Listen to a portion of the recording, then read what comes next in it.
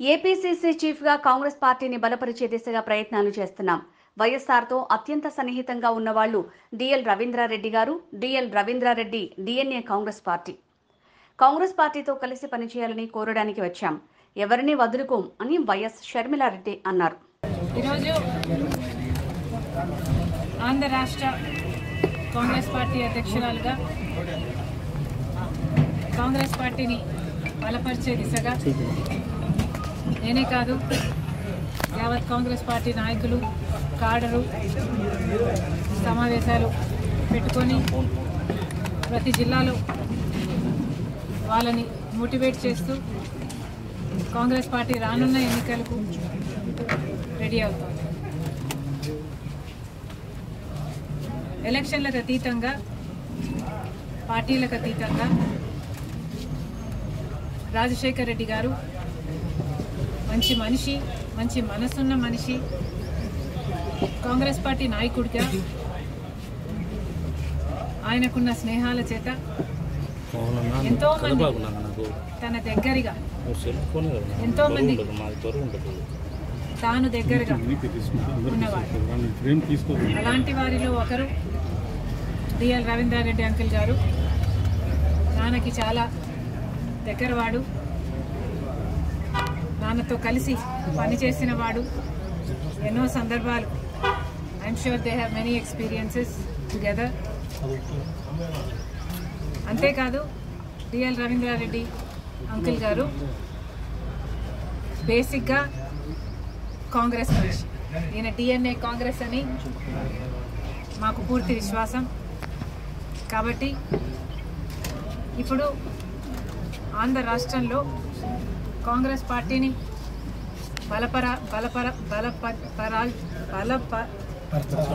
బలపరచాల్సిన అవసరం ఉంది.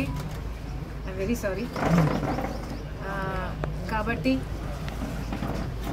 అంకుల్ని కాంగ్రెస్ పార్టీలోకి సపోర్ట్ చేయడమే కాకుండా కాంగ్రెస్ పార్టీతో కలిసి పనిచేసి గెలిచే దిశగా ఈ ఎన్నికలకు కూడా మాతో కలిసి పనిచేయాలని కోరడానికి వచ్చాం. Thank you.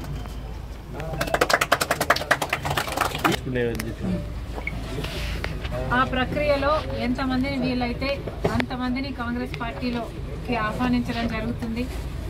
కాంగ్రెస్ పార్టీ బేసిక్గా ప్రజల మంచి కోరే పార్టీ కాంగ్రెస్ పార్టీ మాత్రమే. కాంగ్రెస్ పార్టీ ఉండుంటే మన రాష్ట్రం ఇంత దయనీయ స్థితిలో ఉండేది కాదు. ఈ పార్టీకి మన స్పెషల్ స్టేటస్ వచ్చేది. ఈ పార్టీకి పోలవరం ప్రాజెక్టు పూర్తయిపోయేది. వాటికి ఎన్నో ప్రాజెక్టులు, రాజధాని అయితేనేమి, ఇలాంటి ప్రతి ఒక్కటి మనం సాధించుకునే వాళ్ళం. కడప స్టీల్ ప్లాంట్ అయితేనేమి, railway, Kadapa to Bengaluru railway line అయితేనేమి, స్పెషల్ ప్యాకేజీలు అయితేనేమి, రాయలసీమకు, ఉత్తరాంధ్ర, ఇలాంటివి ఎన్నో సాధించుకొని ఈ పార్టీకి ఆంధ్రప్రదేశ్ ఒక మంచి స్థాయిలో ఉండేది. ఇవన్నీ జరగలేదు అంటే దానికి కారణం కాంగ్రెస్ పార్టీ అధికారంలోకి రాలేకపోయింది. కాబట్టి ఇది మళ్ళీ రిపీట్ అవ్వకూడదు. కాంగ్రెస్ పార్టీ అధికారంలోకి వస్తేనే ఇవన్నీ సాధ్యం చేసుకోగలము అన్నది వాస్తవం. ఇప్పుడున్న ప్రభుత్వమైనా, పాలకపక్షమైనా, అటు ప్రతిపక్షమైనా ఇప్పుడు మొత్తం అందరూ బీజేపీతో కుమ్మక్కై, బీజేపీకి బానిసలై, బీజేపీకి కనిపించని పొత్తులు పెట్టుకొని బీజేపీకి మద్దతుగా నిలుస్తున్నారు. ఇంత చేసినా కూడా బీజేపీ పార్టీ ఈ రోజు వరకు మన రాష్ట్రానికి ప్రత్యేక హోదా ఇవ్వలేదు, పోలవరం ప్రాజెక్ట్ ఇవ్వలేదు. ఈరోజు విశాఖ స్టీలును కూడా అమ్మేసే ప్రయత్నం చేస్తున్నారు.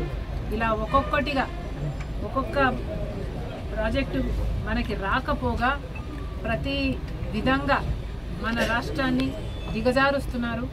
ఇంత అన్యాయం బీజేపీ పార్టీ ఆంధ్ర రాష్ట్రానికి చేస్తున్నా కూడా ఇటు జగనన్న గారు, అటు చంద్రబాబు గారు బీజేపీకే తొత్తుల్లా బీజేపీకే మద్దతు ఇస్తున్నారు. ఇది తగదు. బీజేపీ పార్టీ మన రాష్ట్రానికి ఏమి చెయ్యనప్పటికీ కూడా ఎందుకు ఆంధ్ర రాష్ట్రాన్ని బీజేపీకి కట్టబెట్టారు, బీజేపీకి బానిసలుగా చేస్తున్నారు, ఎందుకు బీజేపీ పార్టీ కైవసం చేశారు ఆంధ్ర రాష్ట్రాన్ని? ఆంధ్ర రాష్ట్ర ప్రజలకు సమాధానం చెప్పాలి. ఇది ఇలాగే కంటిన్యూ అయితే చాలా ప్రమాదం. మన బిడ్డలకు ఉద్యోగాలు రావాలన్నా, మన రైతులకు రుణమాఫీ జరగాలన్నా, వ్యవసాయం మళ్ళీ పండుగ కావాలన్నా, మనకు విభజన హామీలలో ఏ ఒక్కటి నెరవేరాలన్నా, అన్నీ నెరవేరాలన్నా కాంగ్రెస్ పార్టీ అధికారంలోకి రావాలి. సునీతమ్మ మీ పార్టీలో చేరుతుందన్నారు. నేను కాంగ్రెస్ గెలిపించాను అని అన్నారు కదా, ఆంధ్రప్రదేశ్లో కూడా ఆ ఫలితాలు పునరావృతం అవుతాయని అనుకుంటున్నారా? తప్పకుండా కాంగ్రెస్ పార్టీ ఏదో కింద పడిన కాంగ్రెస్ పార్టీ బలోపేతం కోసం శాయశక్తులా ఎలాగైతే తెలంగాణలో విమోచన లేకుండా పాదయాత్రతో సహా ఎంత వీలైతే ఎంత కష్టపడి ఒక నియంత్రణ దించాము. రాష్ట్రంలో కూడా కాంగ్రెస్ పార్టీని అధికారం చేయడానికి నా వంతు కృషి చేస్తాను. కాంగ్రెస్ పార్టీ సంపూర్ణంగా కష్టపడుతుందని మాటిస్తున్నాను.